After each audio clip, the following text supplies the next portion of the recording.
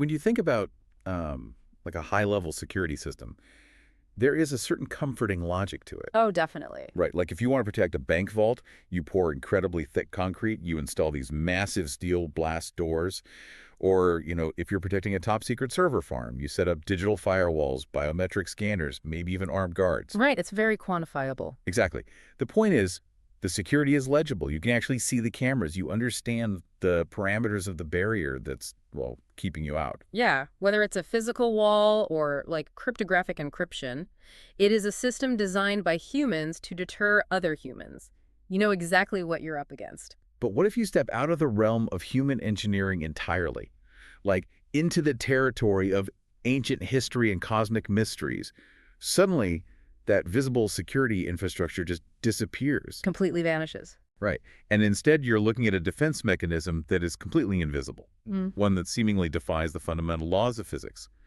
And it's allegedly been operating on this lethal hair-trigger response for thousands, maybe even billions of years. Which is pretty much the ultimate definition of an active supernatural firewall. Oh, yeah. And it's a deeply unsettling concept. I mean, if you operate under the assumption that human beings are the apex explorers of this planet, that we're free to uncover whatever we dig up.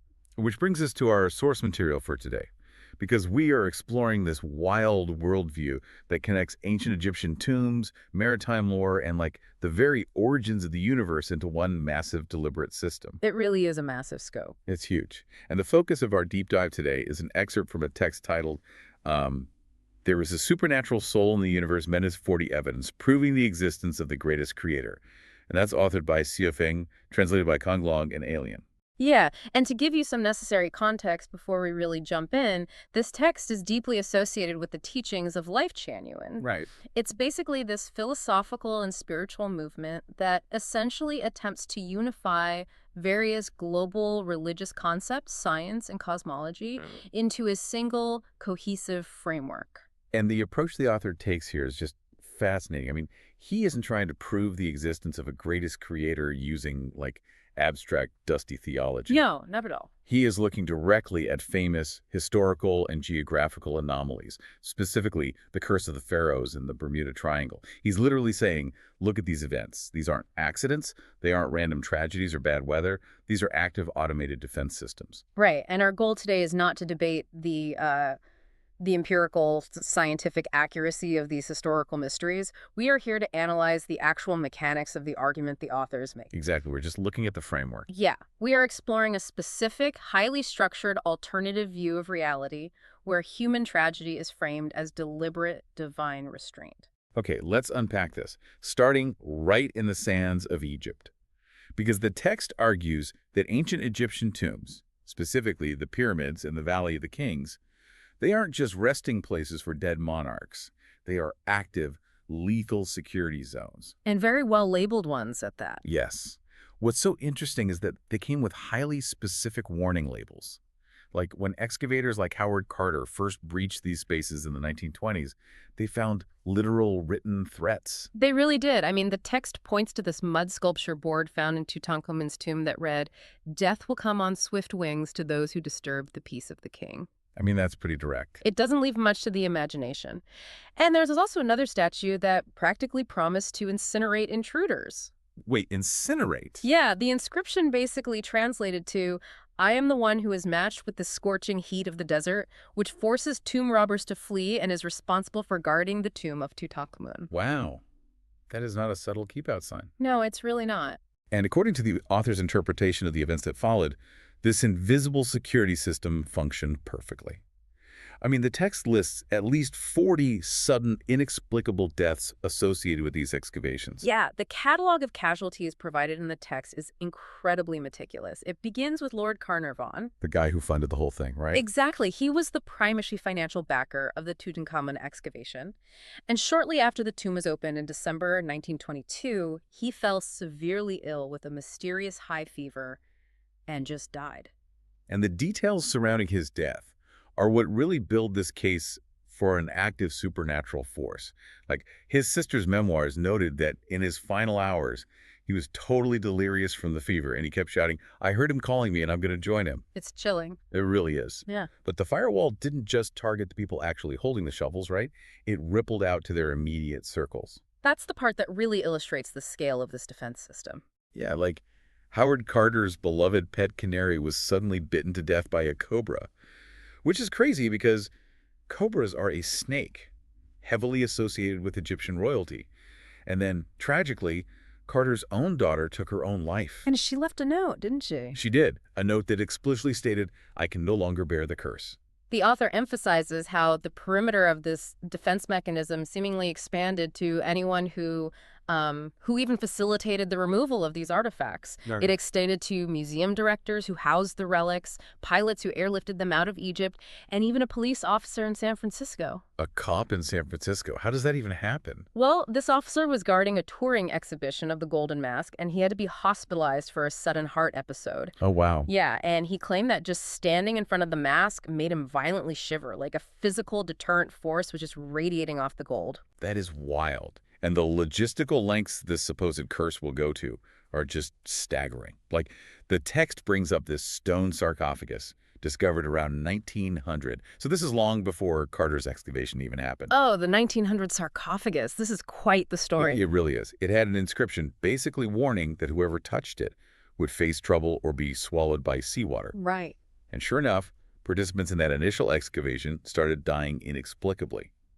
The sarcophagus traded hands a few times until this American millionaire bought it and had it shipped to the United States in March 1912. And you know what ship they loaded it onto? They loaded it onto the Titanic. Yep. The Titanic. I mean, the ship hits an iceberg, and just like the inscription promised, the sarcophagus, the owner, and the ship are all swallowed by seawater.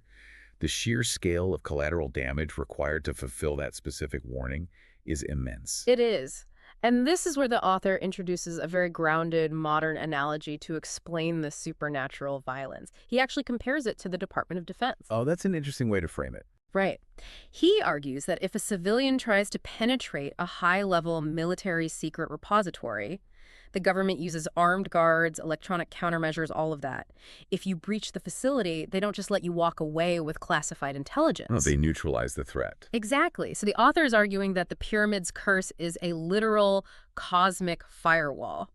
It's a booby-trapped server room meant to protect the highest-level secrets of the universe. But see, that begs the question. If this is a cosmic Department of Defense, what exactly is the classified intelligence being protected? Because, mud and gold wouldn't warrant this level of supernatural security. What's fascinating here is why the author believes this firewall exists. According to the text, the pyramids are not merely tombs, they're actually the womb of human birth. The womb. Yes. The text claims they contain the ultimate biological and spiritual source code of humanity itself. So, we aren't just talking about historical artifacts here. We are talking about the actual blueprints of life. Precisely. The author posits that the mechanics of life and death, the very system of reincarnation, are governed by these incredibly delicate cosmic laws. And if humanity were to uncover these underlying mysteries, well, it would disrupt the entire order of the universe. I mean, that makes sense if you look at it from a systems perspective. Yeah, and he draws a direct, very pointed parallel to modern cloning technology to illustrate this point. Like cloning. How does cloning factor into ancient Egyptian curses? Well, in the author's framework, if humans figure out how to replicate life on a massive scale through cloning, essentially bypassing the natural, divinely mandated system of birth and death, they are hacking the system. Oh, I see. It threatens the balance of life across various spatial dimensions. It would be like a rogue program creating endless unauthorized copies of a file until the entire server just crashes. Okay, that analogy really works. So this divine firewall exists because humanity simply cannot be trusted with administrative privileges to the universe. It's a quarantine zone. The greatest creator is literally keeping the humans away from the source code for their own good. But, okay, if this biological source code is so fiercely guarded on land where we can actively stumble upon it, what happens in the places where humans can't even see the geography? Like, how does this security system operate in the open ocean? That is the natural progression of the text's argument. But before the author takes us to the ocean, he actually shares a personal anecdote. Oh, right, to establish a baseline. Yeah, to establish this crucial baseline, the idea that the Earth itself is reactive and engineered. He recounts visiting Sire Mountain in Zhangjiakou, China, over 20 years ago. Right. He discovers these 3 square caves carved directly into the mountain. There's the wind cave, the water cave, and the ice cave. Right. And he visits in the late spring, like moving into early summer, yet the ice cave is still packed with solid ice. He's completely baffled by the thermodynamics of it. I mean, it shouldn't be freezing in there at that time of year. It defies natural logic. Exactly. And then a local resident tells him this piece of folklore. They say if you kowtow in front of these caves, you'll be miraculously blessed with sons. And the author jokingly wonders if his own son is a result of visiting this site. Yeah, which is kind of funny. But the anecdote serves a really vital narrative purpose. It primes the reader to view the planet not as this collection of dead rock and natural weather patterns, but as a landscape littered with unexplainable supernatural interfaces. The Earth is basically a machine, and certain locations have very specific programmed outputs. And if Sire Mountain is programmed to offer a mysterious blessing, well, the Bermuda Triangle is programmed to do the exact opposite. Very much so. The text defines the triangle as the 360 islands stretching from Bermuda to Puerto Rico to Florida, characterizing it as a massive zone of erasure, a literal ship and aircraft graveyard. And the author traces the anomaly all the way back to Christopher Columbus in 1500, just to prove this isn't some modern phenomenon tied to faulty early 20th century aviation. Oh, that's a good point. Columbus is sailing through this exact coordinate zone. The weather is perfectly calm, and suddenly, without warning, walls of water, dozens of meters high, violently attack the deck. Just out of nowhere. Completely out of nowhere. The navigation instruments go completely dead, the sailors are hopelessly disoriented, and they barely survive the encounter. But Columbus's crew surviving is very much the exception in this text, because the author then moves into the complete baffling vanishings. Like in 1840, there's a French sailing ship called the Rosalie that is found anchored near Bermuda. Right. The ship is in pristine condition. The cargo of fruits and silks is perfectly intact. The sails are properly set. But the entire human crew is completely gone. And the only living thing left on board the Rosalie was a starving canary. See, here's where it gets really interesting. Howard Carter's canary is mysteriously struck down in Egypt just as the tomb is breached. And then, decades earlier, the Rosalie's canary is the sole survivor of a mass vanishing in the Atlantic. It is a haunting thematic link across the text. It really is. The fragility of these tiny birds highlights the immense invisible forces moving around them. But, this brings up a massive logical question for me regarding how this defense system actually operates. Okay, what's the contradiction you're seeing?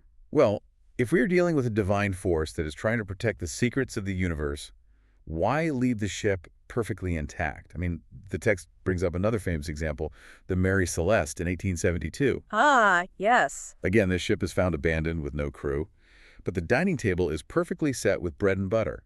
Teacups are full of coffee. There is literally a bottle of sewing machine oil sitting entirely upright on a sewing machine. Which proves the ship hadn't encountered violent tossing waves or a storm. Exactly. So why would a cosmic defense system carefully preserve a bottle of sewing machine oil, but surgically vaporize every single human being on board? What kind of security system operates like that? That exact contradiction is the absolute crux of the author's theory of selective removal. You have to remember, the environment, the ship, the bread and butter, those objects aren't the threat to the cosmic order. Human curiosity and human presence are the threats. So it's not a storm at all, it's an exterminator. Exactly. And the author uses a highly provocative, deeply unsettling analogy to explain this divine ruthlessness. He asks the reader to imagine the pets we keep in our homes. Okay. He writes, "If the dogs we raise at home gradually possess human intelligence, should we continue to raise them or execute them?" Wow. That is an incredibly heavy premise. It is. I mean, if your golden retriever suddenly starts doing calculus and trying to pick the locks on your front door, what do you do? Right, perfectly encapsulates his concept of divine restraint. The Bermuda Triangle is framed as a containment zone for humans who wander too far out of their designated operational parameters, either geographically or technologically. They got too close to the router. Basically, if humanity is the pet that is getting a little too smart, a little too close to understanding the mechanics of the house, the greatest creator intervenes to neutralize the threat. It's a targeted removal to maintain the hierarchy of intelligence in the universe. Man. So we've explored the manifestations of this system. We have the curses in the Egyptian desert acting as a terrestrial firewall, and then the selective removal of life on the high seas. But how do these two totally different phenomena actually connect geographically and historically? Right, because the text doesn't just leave them as isolated mysteries. Exactly. It brings the pyramids and the Bermuda Triangle together into one massive, grand, unified theory of creation. Yeah. And to get there, the author points to the escalation of chaos in the 20th century. Yeah, the incidents in the triangle began to escalate right alongside human technology. It wasn't just wooden sailing ships drifting into the wrong coordinates anymore. The text highlights the infamous Flight 19 in December 1945. Captain Taylor, who was a highly experienced flight instructor, is leading a squadron of 5 torpedo bombers. The weather is clear, but suddenly he radios the tower in an absolute panic, stating, "My compass is not working. I am flying over land that is not connected." And the military response to that was massive. They launched a 5-day search covering hundreds of thousands of square miles of ocean with 300 aircraft and 21 ships. A massive operation. Huge. Yet all 6 planes, including a rescue plane that went out after them, and 15 pilots just vanished without a single piece of wreckage ever being found.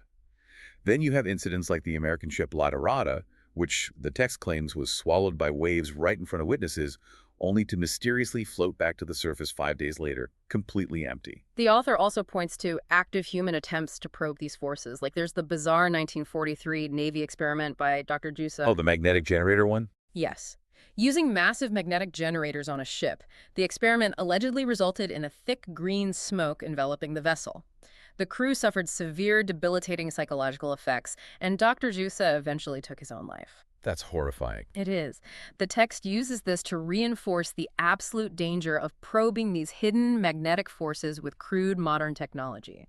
You simply cannot brute force your way through a divine firewall. But the absolute crown jewel of this text, the grand reveal that attempts to tie the entire planet's history together, happens in 1979.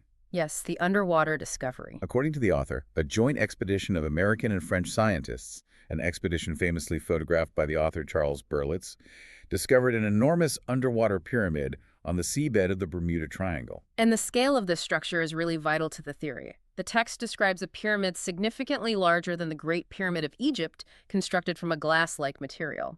And it features 2 massive black holes where seawater flows through at incredible high speeds, Creating those magnetic vortexes that pull down ships and planes. This underwater pyramid is the linchpin. It is where the theology and the geography finally merge.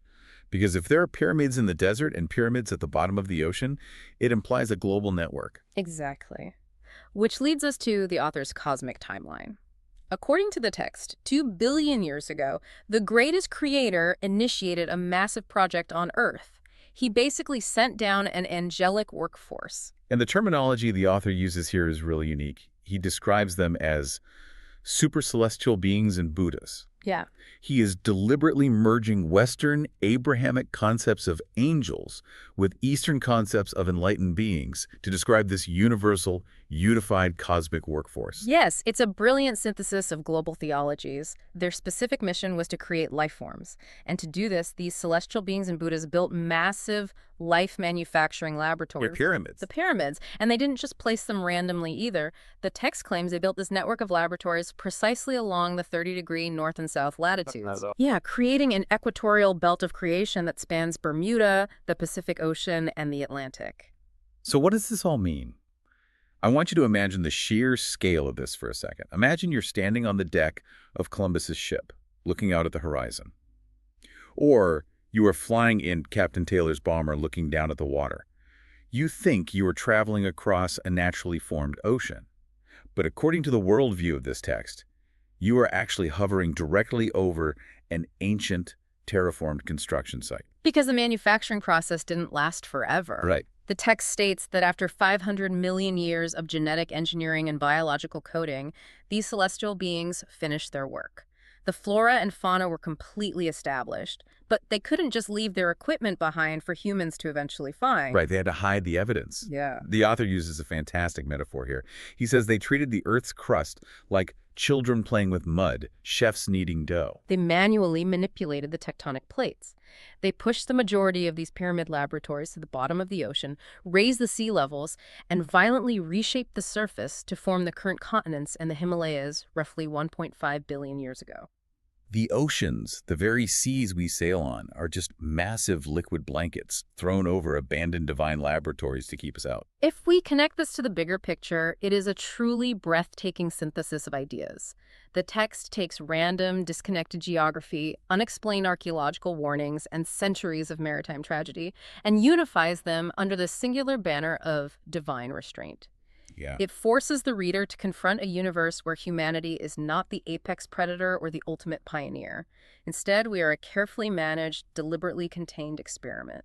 It really challenges us to consider the philosophical weight of the idea that we are intentionally kept in the dark, restricted from our own history for our own safety. It is a stunning reframing of reality.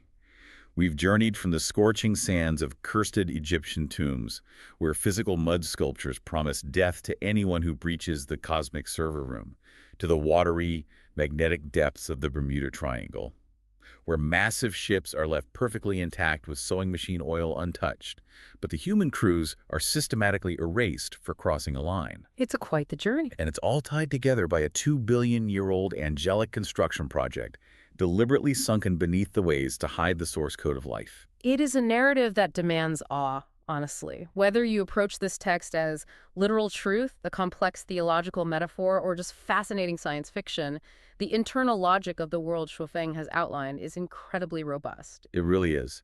And as we wrap up this deep dive, I want to leave you with a lingering thought, taken directly from a final, almost prophetic detail in the text. Despite all these lethal firewalls, the author states, all secrets will eventually be revealed to the world, but it takes time. It is not yet time for humanity to know. That's a powerful statement. It is. So this raises an essential question for you to ponder long after we sign off today. If these supernatural firewalls, the curses, the Bermuda Triangle, the invisible security systems, are just temporary measures meant to buy time, what happens when that cosmic timer finally hits zero? If we survive our own curiosity and we don't end up like the canaries left behind on empty ships, what does the universe look like when the greatest creator finally decides, well, we are ready for the truth? Are we going to see the ultimate security system finally disarm? It fundamentally changes how you look at the horizon, a truly fascinating question to sit with. Thank you so much for joining us on this deep dive. Your curiosity is what drives us, and we'll be right back here next time to extract another incredible perspective from the sacks. Until then, keep asking questions.